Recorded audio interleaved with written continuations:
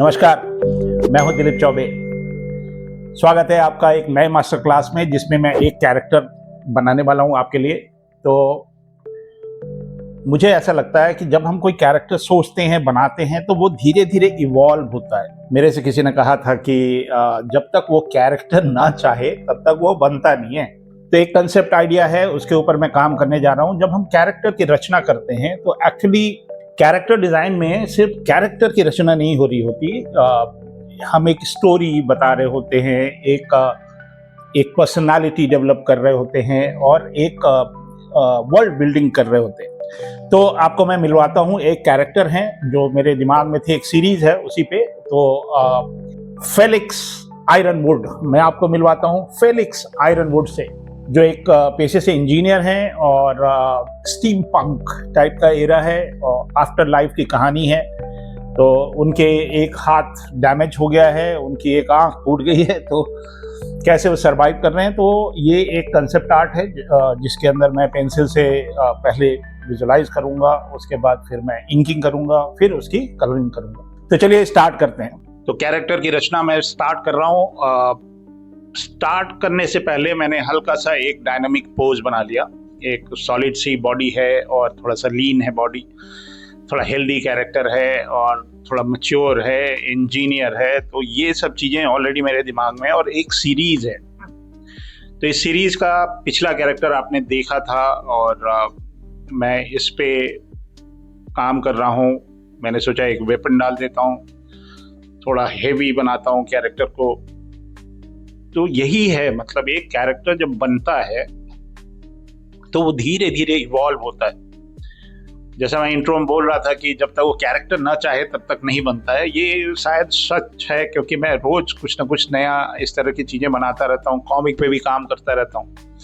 तो जब concept clear हो जाता है तो उसके बाद मतलब कंसेप्ट आर्ट कंप्लीट हो जाता है, then we put them in some production. तो एक फेस पे थोड़ी मैच्योरिटी डालने के लिए मेरे दिमाग में आ रहा है कि उसको थोड़ी दाढ़ी मूछ इस तरह से रख के देखते हैं, मतलब इट्स नॉट येट फाइनल। तो 6B पेंसिल से मैंने स्क्रिबल कर लिया था। स्क्रिबल करने में और जेस्चर में कुछ चीज़ें मुझे मिल जाती हैं। फिर मैं मैकेनिकल पेंसिल से काम कर रहा हूँ इसके ऊपर। तो जब ये कैरेक्टर बनता रहता है, बीच बीच में एक छोटा सा ब्रेक ले लेता हूँ, थोड़ा इधर उधर किसी और प्रोडक्ट पे काम करता है। तो फिर मैंने इसकी दाढ़ी हटा के देखी कि एक बार दाढ़ी हटा के देखते हैं तो ये कैसा लगता है। तो थोड़ा फियरसम होना चाहिए, थोड़ा लार्जर देन लाइफ होना चाहिए, क्योंकि इसका अहम रोल है कैरेक्टर का इस सीरीज में। तो मैंने अभी इसकी दाढ़ी हटाई, अभी मूंछ रखी है। फिर मैं सोच रहा हूँ कि इसका हाफ वे, मतलब जो चेहरा है उसके ऊपर मैं कुछ आयरन का कुछ डाल देता हूँ या मेटल का प्लेट डाल देता हूँ। हो सकता है ये जल गया हो या कुछ रेडिएशन हो, क्योंकि स्टीम पंक है तो ये पूरी कहानी इसी तरह की है, ये सीरीज इसी तरह की है। तो मैंने एक आँख इनकी निकाल दी है। तो ये इंजीनियर हैं, तो इनका एक हाथ भी नहीं है, तो ये ही नोज एवरीथिंग। तो ही मेड मेटालिक हाथ अपने लिए जो अटैच्ड है इनकी बॉडी से। फिर बहुत हेवी आर्मर करने का मेरा मन नहीं है, तो मैंने सोचा इसको एक बार एक जैकेट पहना के देखते हैं। तो पहले जब मैं स्टार्ट किया था तो मैं एकदम बिल्कुल वॉरियर, दूसरे तरह का वॉरियर, जैसा मेरा पिछला कैरेक्टर था, इस look like exactly the same. तो इनको मैं सोच रहा हूँ कि जैकेट पहनाता हूँ, लॉन्ग कोट, उसमें कुछ बड़े बटन डाल देता हूँ और खूब सारा बेल्ट वेल्ट से कुछ वेपन वगैरह कुछ इस तरह की डालने की कोशिश कर रहा हूँ। और थोड़ा ट्रेंडिंग भी है, मतलब आर्ट वर्क ऑलवेज चेंज। तो एक लंबा सा इनको जूता पहना देता हूँ, और जूता थोड़ा फटा पुराना पहनाऊंगा। तो अब मैं ये जो आर्मर है, जो हाथ का आर्टिफिशियल हाथ है जो इनका, ये मुझे बड़ा यूनिक लगता है कि एक हाथ नहीं है और एकदम मेटालिक है। तो इसमें सिलुएट वही रहता है, जो हाथ का जो सिलुएट है वो एकदम वही रहेगा, but it will be kind of metallic. तो फेस पे मैं कुछ काम फिर से कर रहा हूँ। तो एक, क्योंकि रेडिएशन है तो ब्रीदिंग का कुछ प्रॉब्लम हो सकता है, तो मैंने एक नाक में इनके एक पाइप सी लगा दी है। तो ये बाल बाल बनाने में मैं एक बार किसी से बोल भी रहा था कि आई will make a tutorial on here only. तो इनको थोड़ा सा स्लीक सा फेस दिया। पहले वो थोड़ा ज़्यादा मैच्योर्ड सा लग रहा था, बहुत ज़्यादा हेवी लग रहा था, तो इनको मैंने एक कोट जैसा कुछ पहना दिया है, और ये कॉलर है, और कॉलर बटन भी लगा दिया है। तो एक इनका हाथ जो है वो ओके है, मतलब सामने का, बट बॉडी के अंदर सब आर्टिफिशियल लिम्ब है। ये कुछ बेल्ट्स हैं, बेल्ट के बकल्स हैं। तो मैकेनिकल पेंसिल से बड़ी सुविधा होती है, because you get sharp lines, और it will is kind of you can call it tight pencilling. तो ये टाइट पेंसिलिंग है, और एक अच्छी सी कम्युनिटी बन रही है हमारी। जो हमारे स्टूडेंट्स हैं, जो हमारे ग्रेजुएट हैं, जिसको हम अलुमनाई बोलते हैं, we do figure drawings every week. अभी हम लोग को, हमारे पास कुछ कम मॉडल हैं, लेकिन मेरे जो बाहर के मॉडल हैं, सिंगापुर के मॉडल्स हैं, एक लड़की है जो कि यूएस में अभी रहती है, I am connected with them. थोड़ा बजट इशू होगा, but one day I will bring all the international models for me. तो ये मेरी पेंसिलिंग हो गई, बहुत टाइम लगा इसको सोचने में। तो पेंसिलिंग जब हो जाती है, उसी समय बहुत सारे आप चेंजेस कर लेते हैं। तो इनकी उम्र जैसी मेरे को चाहिए थी वो इनकी हो गई, करीब 30-35 साल के हैं। ये इंजीनियर हैं और सर्वाइवर हैं। इनका नाम फेलिक्स आयरनवुड है। तो ये इंजीनियर हैं, एक सर्वाइवर हैं और एक वॉरियर हैं। इनको वॉर जो है वो बहुत अच्छा लगता है, मतलब he love to be in war. तो सर्वाइवल की लड़ाई रहती है, बट थोड़ा सा रेडिएशन है। तो जो इंकिंग है, इंकिंग में इनको मैं एकदम रियलिस्टिक वाली इंकिंग करने का प्लान है, कोई स्टाइलाइज नहीं, कुछ नहीं। कलरिंग भी मैं सोच रहा हूँ एकदम रियलिस्टिक करूँ। तो थिकनेस बहुत कम रखी है मैंने, 4 या 5, हैवी ड्राइंग नहीं होगी। इसको मैं बहुत सिंपल स्किन टोन दूंगा, लाइट से खेलने का प्लान है इसमें। कैरेक्टर में ऑलरेडी दिमाग में है कि मैं इसको लाइट के साथ खेलूंगा।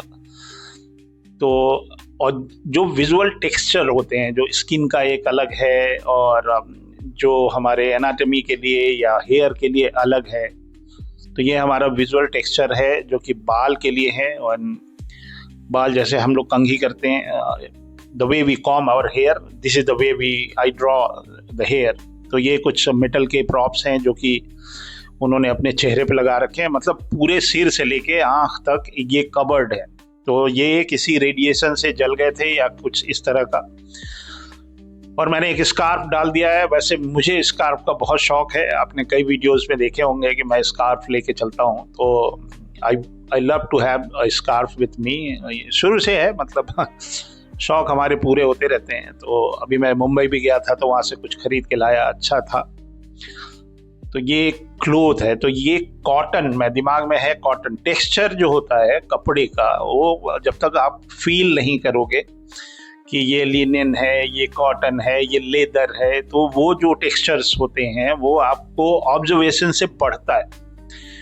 मैं छूता रहता हूँ कपड़े जब जाता हूँ, जैसे सब्जी आप टमाटर खरीदते हैं तो you touch that, the way I feel the cloth, कि ये कॉटन है, उसका टेक्सचर क्या है। ये सब कभी ना कभी आर्ट वर्क में या कंसेप्ट आर्ट में काम आता है। बनारसी साड़ी का अलग, सिल्क का अलग होता है, कॉटन का अलग होता है, मिक्स्ड क्या होता है। तो ये जो यंगर जनरेशन है उनको ये ऑब्जर्वेशन है। अगर आप कंसेप्ट आर्टिस्ट बनना चाह रहे हैं, one day your character will be alive. तो वो जो कपड़ा वो पहनेंगे, जो आप डिज़ाइन किए हैं, वो कौन सा मटेरियल है, यू शुड क्लियरली, मतलब जितना हो सके आप बनाइए कि ये मेटल है, ये शार्प है, मतलब ये स्टील है या कौन सा मेटल है, गन मेटल है कि। तो वो जब तक आप जानेंगे नहीं कि ये मेटल कैसा होता है। कंट्रोल लाइन बहुत ज़रूरी होते हैं। वो जो सरफेस है उससे पता चलता है कि हाँ ये कर्व इस तरह से आता है। तो काफ़ी इस तरह के जो स्टीम पंक में जब मैं इस तरह कैरेक्टर बनाता हूँ, तो ज्योमेट्रिकल फॉर्म्स को मैं यूज़ करता हूँ। अब जब जो लोग बनाते हैं उनको समझ में आ जाएगा मैं क्या बोल रहा हूँ। It's not very free hand sketching. तो एक मैकेनिकल चीज़ आप बना रहे हो। एक मैं सोच रहा हूँ कि how to create vehicles, creative. तो वो मेरे दिमाग में काफ़ी दिन से चल रहा है, स्टीम पंक व्हीकल्स। जो कल्कि में कुछ उन्होंने काम किया था, कंसेप्ट आर्ट, मुझे अच्छा लगा। One day I will be working for some movie, I know बहुत जल्दी कोई ना कोई मूवी पे मैं काम करने वाला हूँ, to do all the concept art.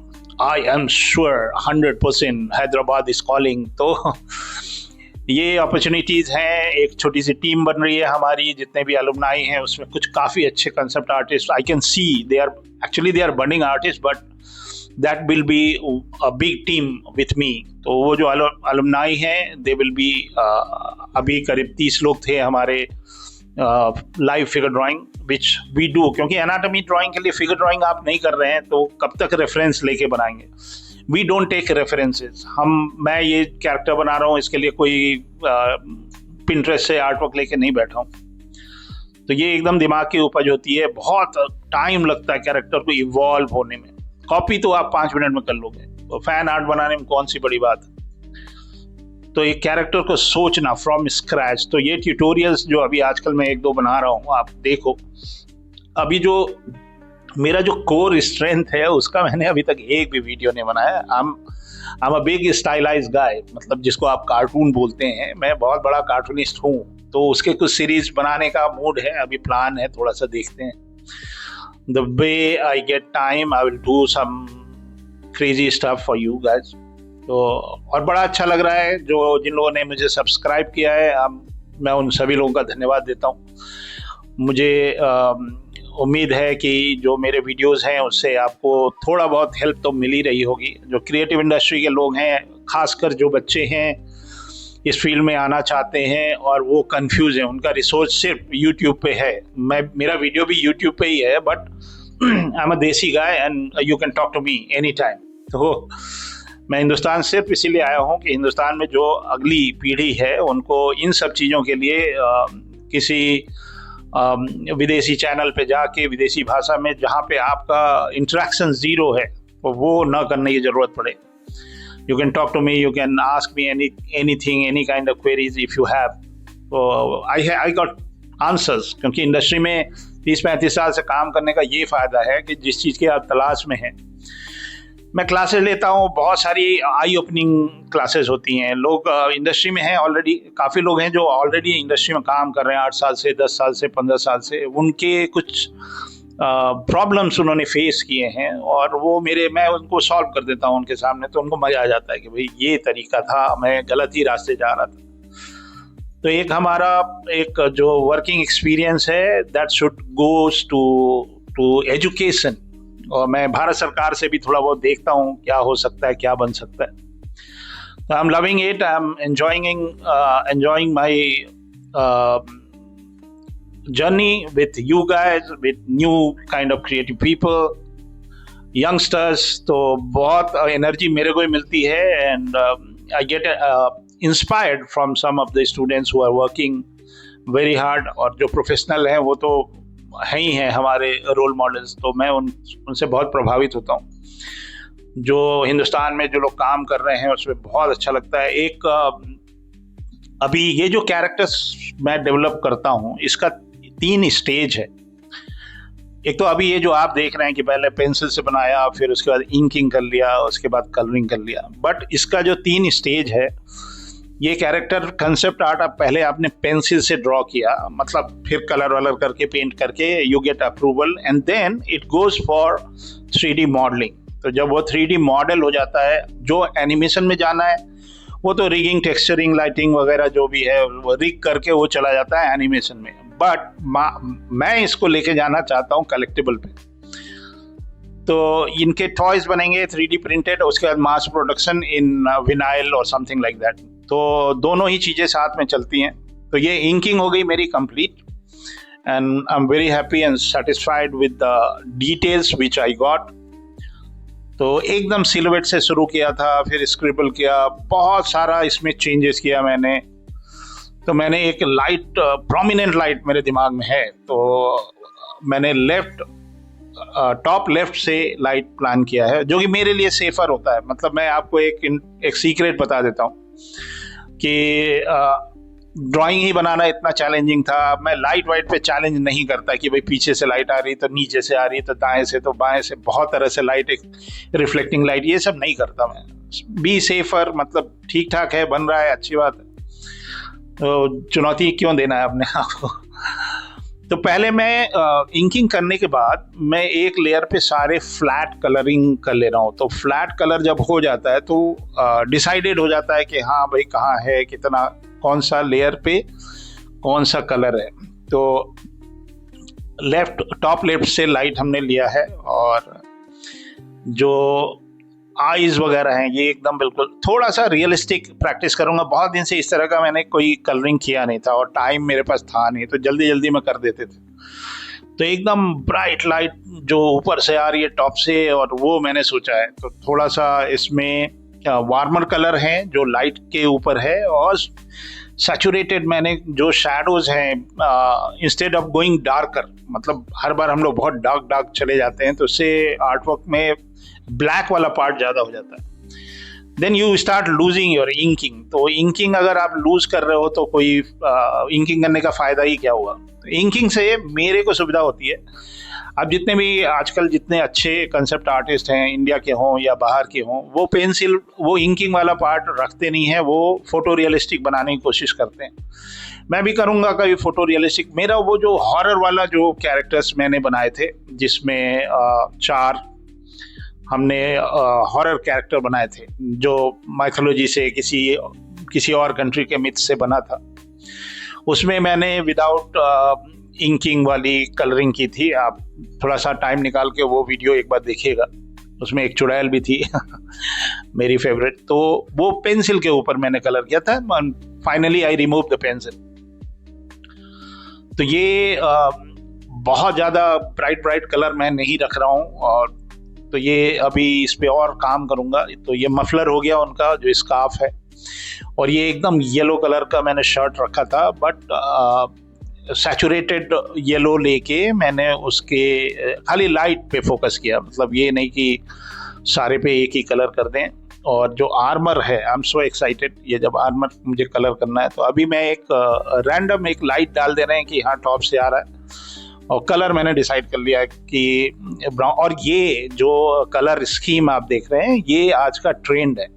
मतलब वो डीसी मार्वल वाला ज़माना ख़त्म हो गया है, उसमें अब वो जो ब्राइट कलर होते थे, जो प्योर कलर, उस ज़माने में हमारे पास फोटोशॉप नहीं हुआ करता था या और कुछ सॉफ्टवेयर नहीं हुआ करते थे, तो हम फ्लैट कलर पे ज़्यादा भरोसा रखते थे, इस वजह से वो ब्राइट रहते थे।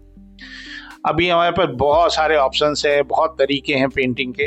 तो ये आर्मर है, इसको मैंने थोड़ा सा कॉपर मान के चल, एकदम कॉपर नहीं है बट थोड़ा कंटेंट में कॉपर जैसा कुछ मान के चल रहा हूँ। कोई टेक्सचर्ड ब्रश मैं यूज नहीं कर रहा हूँ, कोई एक्स्ट्रा ऑर्डिनरी ब्रश नहीं है, जो बाय डिफॉल्ट ब्रशेज हैं बस उसी से काम कर रहे हैं। और कभी और कोई एक्स्ट्रा, मेरा एक स्टूडेंट है केरला का, वो कहीं काम करते थे किसी कंपनी में, तो वो बता रहे थे कि वहाँ पे ड्राइंग बन गया, उसके बाद टेक्सचर काट काट के चिपका दीजिए, that is colouring, that is not colouring.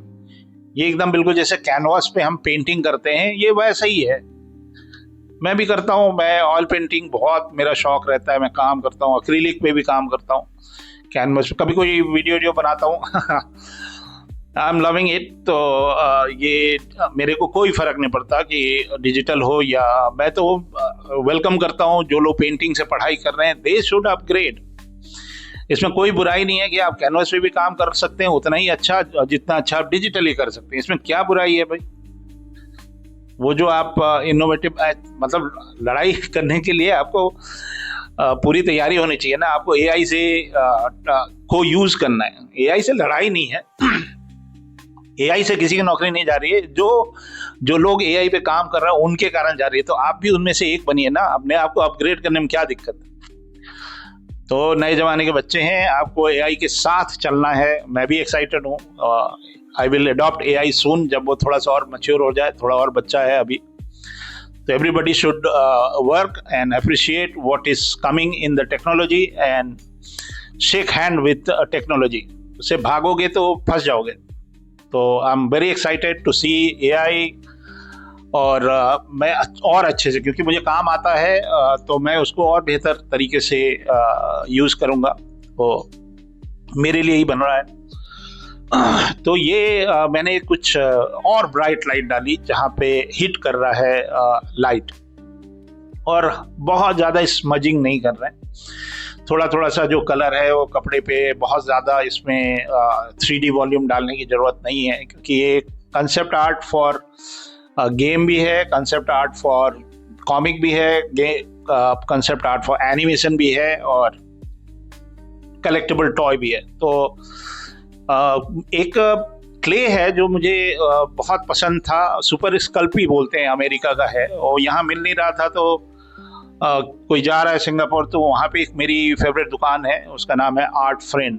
तो मैं वहाँ से पॉलीमर क्ले है सुपर स्कल्पी, उससे मैं स्कल्प्ट करता हूँ। तो 3D में जाने से पहले मैं एक बार क्ले से इन कैरेक्टर्स को बनाऊंगा, और जो हमारे अलुमनाई हैं उनका भी बड़ा मन है कि एक मास्टर क्लास हो, लाइव हो, तो उनके साथ मिलके मैं इन्हीं कैरेक्टर्स का कलेक्टिबल के लिए देखूंगा। बाद में उसको फाइबर में भी कास्ट कर सकते हैं, लेकिन वो कोशिश रहेगी कि उसके ज़्यादा से ज़्यादा मतलब मास प्रोडक्शन हो, कम से कम 100 लोग तो खरीदें ही वो। तो जो भी हमारे टॉयज़ हों लिमिटेड एडिशन हो, और एकदम जो हमारा कंसेप्ट है उससे एकदम बिल्कुल 100% वही हो। 3D प्रिंटिंग वाला काम इसमें हम नहीं डालना चाह रहे हैं, it should be a art piece. तो ऑलमोस्ट मेरा ये मैकेनिकल हैंड बन गया, और ट्वीक करते रहिए। मेरे को कलरिंग में थोड़ा थोड़ा ब्रेक लेता रहता हूँ, क्लासेस भी हैं, पढ़ा भी लेता हूँ, पढ़ाने के बाद जब भी थोड़ा थोड़ा टाइम मिलता रहता है तो मैं इस काइंड ऑफ वेरी रिलैक्सिंग। इसमें मैंने जो बेल्ट पे काम कर रहा हूँ इसमें थोड़ा सा टेक्सचर ब्रश मैंने यूज़ किया है, और बाकी में मैं वही जो बाय डिफ़ॉल्ट ब्रशेज हैं उससे ज़्यादा मैं इसमें नहीं कर रहा। तो मेरे को दिखता है कि कहाँ पे काम रह गया थोड़ा सा, अभी थोड़ा एक ब्रेक लेते हैं, और एवरीथिंग शुड बी सिंक्ड। ये नहीं कि जो हाईलाइट है या जो लाइट है, अब जैसे ये पैंट का जो कलर है ये एकदम 3D वॉल्यूम अभी दिख नहीं रहा है, तो 3D वॉल्यूम करने के लिए मेरे को ब्राइट लाइट पे भी काम करना है और शैडोज पे भी काम करना है। तो एक तो drawing help me for understanding the clothing and contour lines and all. ये मेरा एक टेक्निक है, मैं कहीं से सीखा था बहुत सालों पहले। तो ये नीचे सब सैचुरेटेड कर दिया, तो लाइट जो है वो ऊपर हमारे पे दिख गई।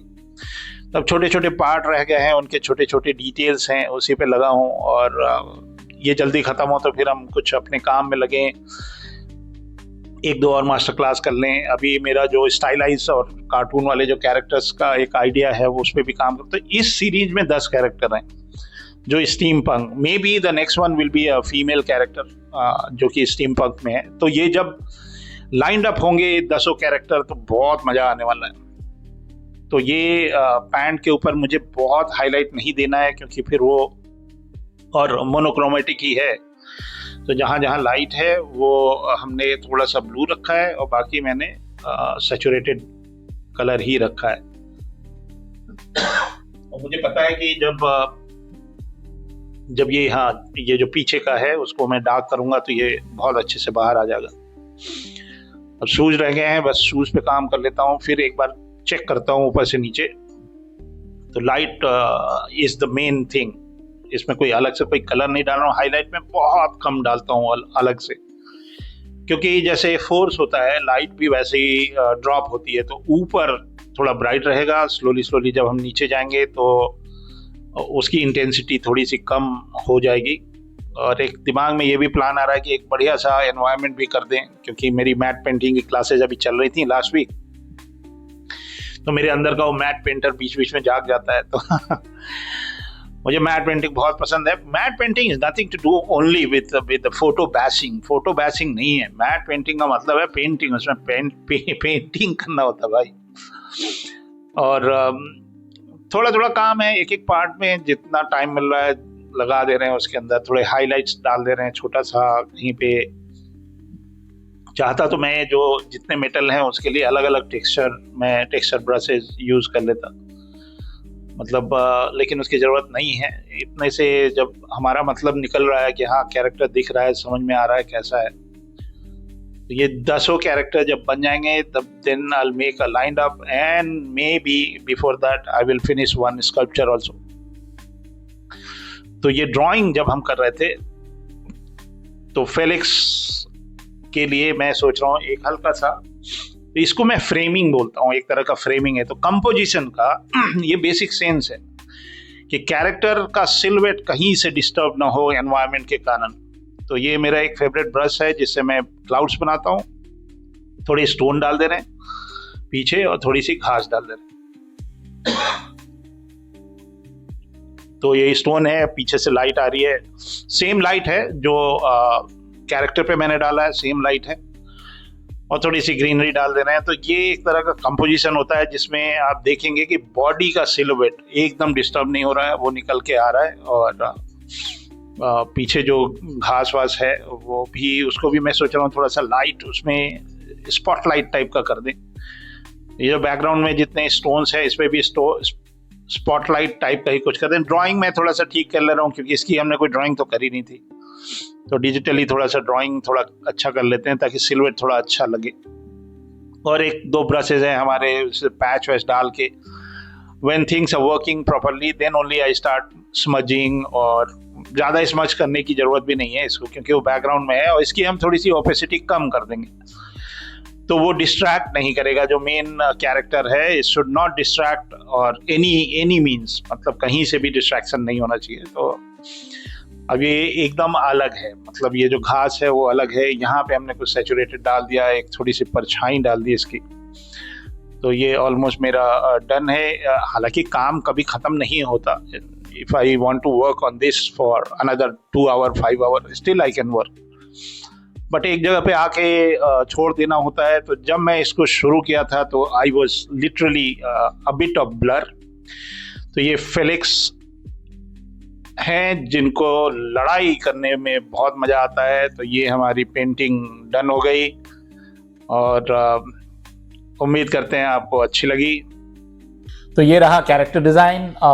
मुझे इस पर काम करके बड़ा सेटिस्फैक्शन हुआ। एक पूरी सीरीज है, इसमें 10-12 कैरेक्टर हैं, एक एक करके आपको भी दिखाते हैं, शायद आपको कुछ इसमें सीखने को मिलेगा। और मेरी क्लासेस चल रही हैं ऑनलाइन एवरी मंथ, और अभी समर्स आने वाले हैं। बहुत सारे कॉलेज ऑफ आर्ट से और भी अलग अलग प्रोफेशन से लोग हमसे बात कर रहे हैं कि वो ऑनलाइन पढ़ना चाहते हैं इस समर में।